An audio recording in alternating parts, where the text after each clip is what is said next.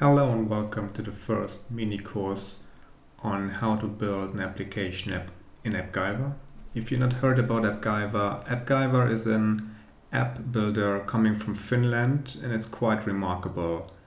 I would not say it's a no-code platform, but more a low-code. So knowing and understanding how to code will definitely help you and will solve a few problems what you might have if you have no understanding in programming.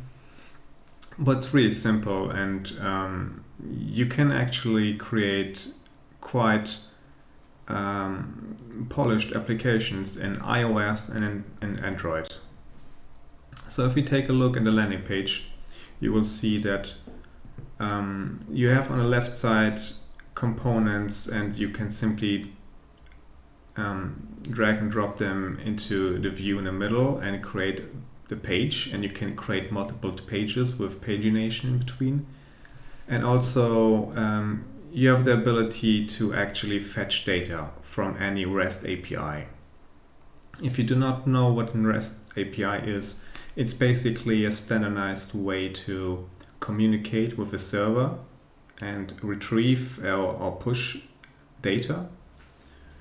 And with this application and with this capability, you're almost free to build any app you want. There are some limitations in Appgyver because you're limited to the components what they provide, but it's on their pipeline to give you the ability to create your own components. So we might have the ability in the future to actually create really any application.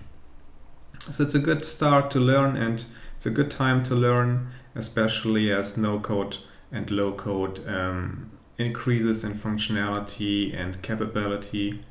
So what it will give you is some kind of drag and drop, and the logic, you can build them by just plugging these pipes together and directing the data flow as you wish.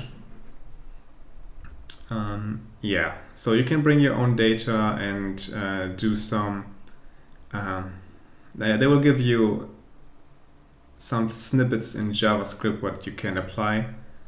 And in this course we will talk about Appgyver and create our own application. It should be ready for you to use and actually use, as in you don't need your own backend server. We will create one as a part of this tutorial. Alright, so let's get started with Appgyver. First you need to create an account, and then we go and start with our first section.